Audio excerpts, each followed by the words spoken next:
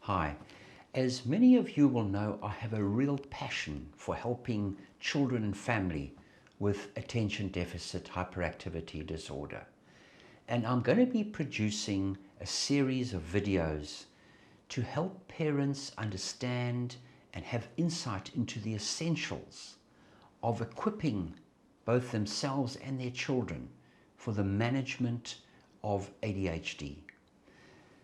One of the most crucial fundamental principles is being able to understand. I have spent 20 years in practice of really trying to empower parents to understand the underlying problems. Because when you understand the underlying problems, you can often intervene and apply the right strategies and treatment, and it makes a lot more sense.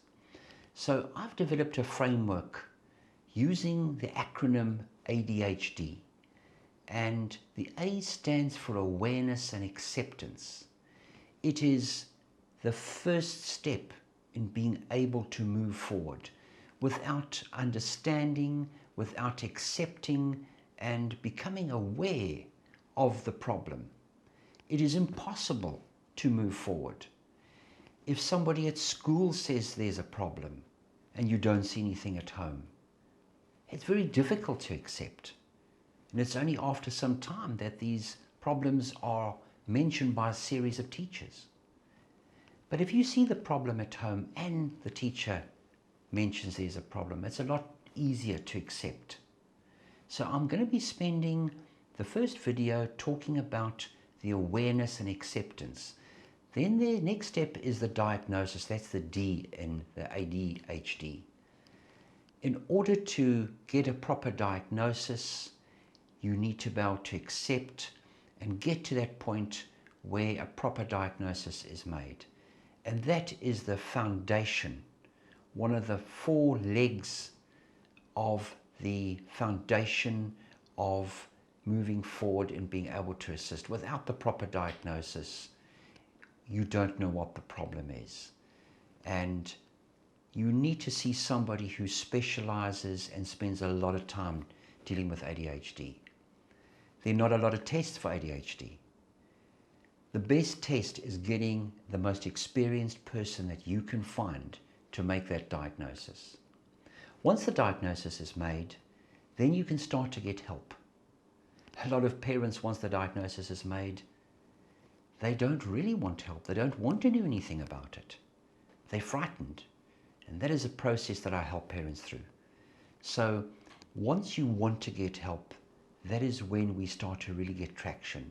You start to change and implement and transform children's lives. Then we can put you in the right direction, putting you in contact with those therapists, the professionals, the occupational therapists, the speech therapists, the behavior therapists, helping teachers, remedial teachers, getting the right direction. And that's the D in the ADHD. And you can see I've left the T for last. That's treatment. I consider that a very low priority. During my assessments, I spend 95% of the time talking about the underlying problems. The treatment is actually, I find, the simplest part. Parents are worried about the medication and the fact that some doctors will just use that as the first line. I consider that as a lower priority. It's important to understand, get those 4 legs of the table stable, the awareness, the diagnosis, getting help and getting the right direction. The T is for the top of the table. That can only be utilized, and treatment can only be used only once those 4 legs are stable. And I hope that helps parents understand my approach to developing a framework for ADHD.